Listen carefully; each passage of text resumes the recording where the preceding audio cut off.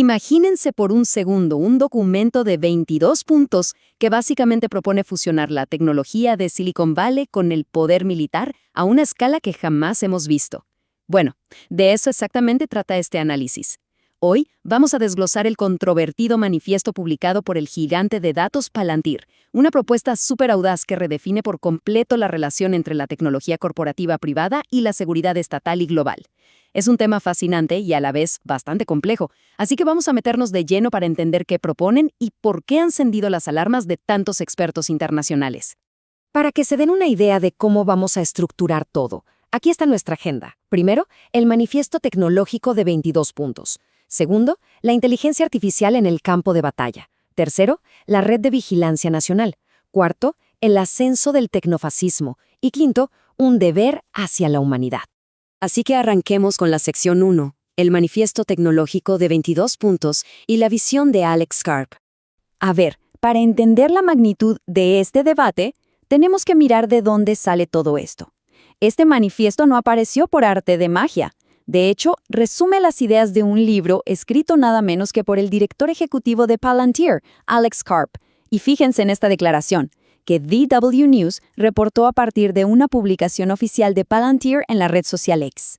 Equiparan abierta y directamente un software comercial con un arma militar letal, como un fusil. Para una empresa de tecnología privada, hacer esta comparación en público es un giro brutal. Ya no estamos hablando de simples líneas de código. Estamos hablando de concebir el software como una parte vital y letal del arsenal de cualquier soldado. Y claro, para entender cómo llegamos a este punto, vale la pena mirar un poco de historia. Palantir no es la clásica anécdota de unos amigos en un garaje. Fundada en 2003 por Peter Thiel y Alex Karp, arrancó con inversiones directas de agencias como la CIA y el FBI. Es decir, desde el día 1 tuvieron respaldo de inteligencia. Y desde esos inicios hasta el presente, crecieron rapidísimo, integrando su software en operaciones militares globales, lo que los llevó a alcanzar una capitalización de mercado masiva en Wall Street. Básicamente, estamos viendo nacer un nuevo complejo militar industrial, pero centrado en datos. Y para poner esa influencia económica en una perspectiva real, escuchen esto. Por un lado, tenemos a Palantir, pura inteligencia artificial y software. Por el otro, a un gigante de defensa de toda la vida como Lockheed Martin, los creadores de los aviones F-35. Bueno, pues el economista y exministro griego Yanis Varoufakis, en una entrevista para Al Jazeera, soltó un dato revelador. Palantir ya tiene un valor de mercado mayor que muchos de estos fabricantes tradicionales de armas. Es un cambio de poder absoluto. El dominio está pasando del hardware físico al código. Lo que nos lleva directo a la sección 2. ¿Cómo se ve esta inteligencia artificial operando en el campo de batalla real? Porque la teoría del manifiesto tiene consecuencias súper tangibles hoy. El documento básicamente dice que las reglas del juego cambiaron. Según los reportes de Al Jazeera, Palantir considera que la era de la disuasión nuclear se acabó. Así de simple. Dicen que ha sido reemplazada por una carrera global totalmente inevitable hacia armas impulsadas por inteligencia artificial, drones y robots. Argumentan que Occidente no tiene otra opción más que abrazar estas tecnologías de inmediato antes de que lo hagan sus adversarios, enmarcando todo esto como una cuestión de supervivencia pura. Y de nuevo, esto no es ciencia ficción. Las fuentes detallan que estos sistemas analíticos ya están súper arraigados en los conflictos actuales. Por ejemplo, su sistema Gotham procesa una cantidad absurda de señales y sensores para dar a los militares una imagen unificada del campo de batalla. Un reporte de W News menciona que este software supuestamente ayuda a generar listas de objetivos humanos en Gaza, aunque hay que aclarar que Palantir niega rotundamente cualquier irregularidad. También se reporta que facilitaron operaciones de Estados Unidos en Irán.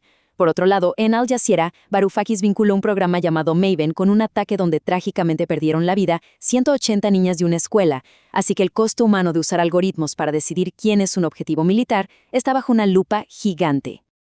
Pero la cosa no se queda en las zonas de guerra extranjeras. Vamos a la sección 3, la red de vigilancia nacional. Esta misma inteligencia artificial, literal tecnología de grado militar, se está reutilizando en el ámbito civil. En Estados Unidos, agencias como ICE, que controla aduanas e inmigración, usan estas herramientas para rastrear inmigrantes casi en tiempo real. Imagínense el volumen de información. Procesan bases de datos biométricas inmensas y hasta lo que la gente publica en redes sociales. Todo esto sirve para alimentar algoritmos de vigilancia policial predictiva. Los expertos que hablaron con DW News advierten que esta fusión tecnológica permite reprimir a los ciudadanos con mucha más facilidad, lo que abre la puerta a arrestos arbitrarios y, en última instancia, a una erosión casi total de la privacidad ciudadana. Todo esto, naturalmente, ha provocado una reacción fuertísima entre los académicos. Llegamos a la sección 4, el ascenso del tecnofascismo. Y aquí es donde entra este término tan pesado que usó el filósofo Mark Zuckerberg en su entrevista con DW News, tecnofascismo. Él argumenta que Palantir no está solo vendiendo licencias de software, sino impulsando toda una ideología.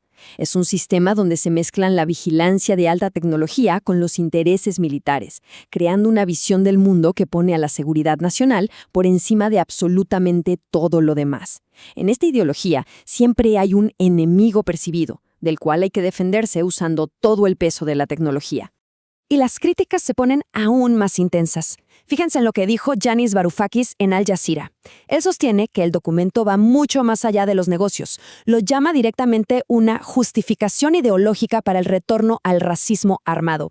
Según Varoufakis, cuando el manifiesto habla de una jerarquía de culturas, está usando un tono que hace eco de los movimientos fascistas del siglo XX. Sugiere de forma muy alarmante que ciertas culturas se perciben como superiores y por lo tanto sienten que tienen el derecho de usar estas armas de alta tecnología contra otras. Para cerrar, llegamos a la sección 5, un deber hacia la humanidad y cómo responder a todo esto. Ante una doctrina corporativa tan explícita que no esconde su intención de defender a una élite gobernante a toda costa, ¿cómo debería reaccionar la gente común? Lo curioso es que Varoufakis, a pesar de sus fuertes críticas, en realidad celebra que Palantir haya publicado esto. Dice que, al hacerlo público, se les cayó la máscara del marketing corporativo. Deja a la vista lo que él describe como un plan para un mundo nuevo, diabólico y cobarde. Y añade que ahora los ciudadanos tienen el deber ineludible de leer entre líneas. Esta agenda ya no está escondida en un cajón. Es un desafío abierto que la gente racional tiene la responsabilidad de frenar. Lo que nos deja básicamente frente a dos caminos completamente opuestos. Por un lado, tenemos el esfuerzo progresista de buscar tratados internacionales para regular y limitar estas nuevas amenazas de la inteligencia artificial. Y por el otro, está la doctrina corporativa de Palantir, acelerar sin mirar atrás y abrazar de forma incondicional estas máquinas antes de que lo haga el adversario. Es un choque frontal de visiones. Y esto nos lleva a la gran reflexión final con la que quiero que se queden hoy. Con la inteligencia artificial reescribiendo las reglas del juego, hay que preguntarnos, ¿es realmente necesario sacrificar nuestra privacidad para estar seguros en esta nueva era? ¿O al aceptar esto, simplemente estamos pavimentando el camino rápido hacia la vigilancia masiva y el tecnofascismo? Es, sin duda, un debate histórico, y lo que decidamos definirá a nuestras sociedades en los próximos años. Por último, quiero recordarles que toda la información, los datos y las citas que desglosamos hoy fueron extraídos directamente de estos excelentes reportajes de DW News y Al Jazeera English. Son fundamentales para entender las dos caras de este debate global tan urgente. Ha sido un gusto repasar todo este análisis. Nos escuchamos en la próxima para seguir cuestionando todo lo que pasa en nuestro mundo.